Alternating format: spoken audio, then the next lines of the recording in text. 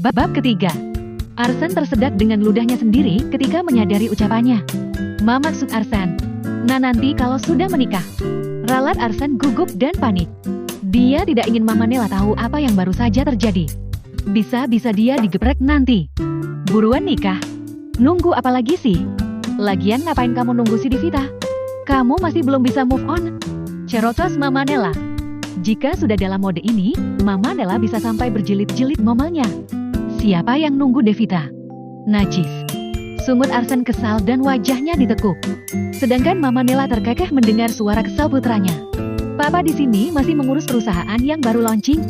Kemungkinan kami agak lama di London. Jaga rumah baik-baik ya. Pesan Mama Nela sebelum menutup panggilan ponselnya. Arsen tertunduk lesu begitu panggilan ponsel berakhir. Kalau sudah di London, orang tuanya pasti lama. Bisa berbulan-bulan. Dan Arsen merasa kesepian lagi. Astaga, aku sampai lupa kalau gadis itu ada di luar.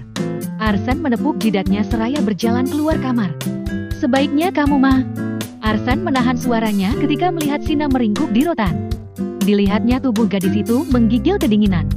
Bergegas Arsen memeriksa dahi gadis itu. Demam tinggi. Arsen menghela napasnya. Mau dibawa ke rumah sakit? Tidak mungkin. Di luar sedang hujan deras. Gemuruh petir menggelegar sejak tadi. Baiklah, tidak ada cara lain. Cetus Arsen seraya mengangkat tubuh Shina dan membawanya masuk ke dalam kamar. Tidak lupa Arsen menutup dan mengunci pintu rumahnya. Setelah tiba di kamar, Arsen melepas semua pakaian Shina yang basah. Kemudian meraih selimut dan menutupi tubuh Shina yang menggigil dengan selimut. Jangan ditanya bagaimana perasaan Arsen ketika berhasil melepas seluruh pakaian Shina. Tentu saja jiwa kelaki-lakiannya bangkit. Apalagi melihat tubuh mulus Shina seperti salju. Hampir 1 jam Arsen berendam di kamar mandi untuk mendinginkan adik kecilnya agar tidak rewel. Hari semakin gelap. Arsen masih duduk di tepi tempat tidur untuk memeriksa suhu tubuh Shina. Dahinya semakin panas, namun tubuhnya menggigil. Bu, tolong jangan tinggalkan Shina. Aku tidak ingin sendirian, Bu. Racau Shina dengan mata terpejam. Arsen terhenyak mendengar racauan gadis cantik di sebelahnya. Sedetik kemudian dia ingat jika gadis yang baru saja dinikahinya adalah yatim piatu. Ada rasa terenyuh di hati Arsen. Dia tidak tega jika meninggalkan gadis itu sendiri. Kedua matanya mulai berkaca-kaca. Aku janji, tidak akan pernah meninggalkanmu. Hingga kamu pergi sendiri dariku. Ucap Arsen dengan tatapan sendu. Ya, pernikahan ini terjadi atas bukan keinginan masing-masing. Namun sebuah takdir membuat mereka bersatu dalam suatu ikatan pernikahan. Arsen mengganti kompres di dahi Shina. Dia matinya seksama gadis yang baru saja dinikahinya itu. Cantik dan terlihat imut. Gumam Arsen pelan. Matanya terhipnotis begitu mengamati wajah Shina. Malam semakin larut. Arsen masih setia duduk di samping Shina. Dia berkali-kali mengganti kompres di dahi Shina. Jangan tinggalin aku, jangan tinggalin aku, tolong, aku tidak ingin sendiri. Racau Shina, tubuhnya semakin menggigil. Padahal Arsen sudah merangkap 2 selimut tebal di tubuhnya. Arsen semakin terhenyak mendengar racauan Shina. Hatinya merasa teriris. Dilihatnya tubuh Shina yang semakin menggigil kedinginan. Tidak ada jalan lain. Lagi pula kami sudah halal bukan? Gumam Arsen seraya melepas kaosnya. Tolong jangan rewel ya.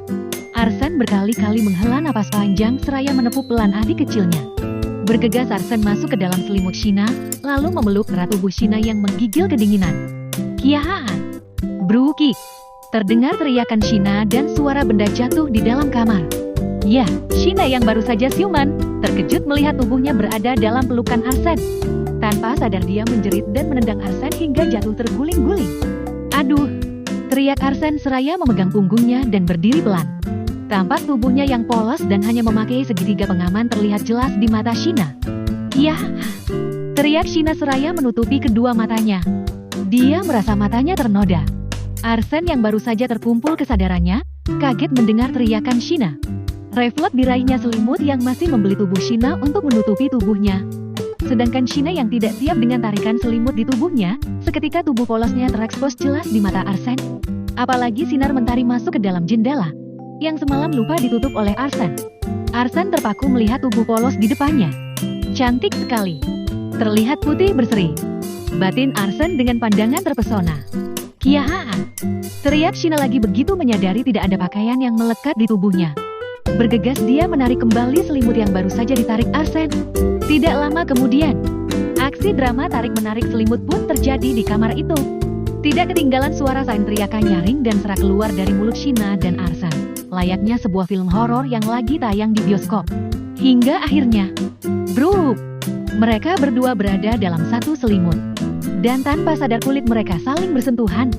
1 detik, 2 detik, lalu, kiaa! Bruka! Tendangan dari Sheena sukses membuat Arsen jatuh terguling kembali. Bahkan mendarat mulus di kolong tempat tidur. Aduh! Rintih Arsen seraya merangkak perlahan keluar dari kolong tempat tidur.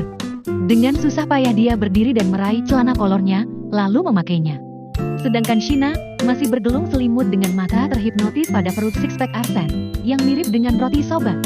Sheena kesulitan menelan ludahnya kala melihat tubuh kekar Arsen di hadapannya. Dia merasa tangannya gatal ingin meraba perut itu. Dengan langkah tertatih, Arsen berjalan menuju lemari pakaiannya. Diambilnya sebuah kaos dan celana kolor miliknya, lalu diserahkan pada Sheena.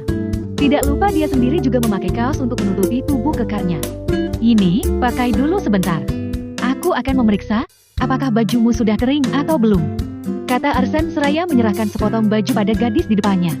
Kemudian Arsen beranjak keluar kamar dan turun ke bawah. Memeriksa pakaian Sheena yang dia cuci tadi malam. Masih belum terlalu kering. Kalau dipaksa, dia akan masuk angin nantinya. Gumam Arsen seraya tangannya memegang baju Sheena di jemuran. Bergegas Arsen memindahkan jemuran itu agar terkena sinar matahari. Setelah itu dia masuk menuju dapur, lalu menyiapkan sarapan untuk mereka berdua. Untungnya hari ini, hari Minggu, membuat Arsen sedikit santai sejenak dan tidak memikirkan urusan kantor. Beberapa menit kemudian, sarapan sudah siap. Arsen membuat 2 piring nasi goreng lengkap dengan sayur dan telur ceplok. Tidak lupa dia juga membuatkan susu hangat untuk Sheena. Gadis itu sudah menjadi istriku, dan aku wajib mengurusnya. Gumam Arsen pelan kala menyiapkan sarapan untuk mereka berdua. Ceklik! Terdengar pintu kamar dibuka dari luar.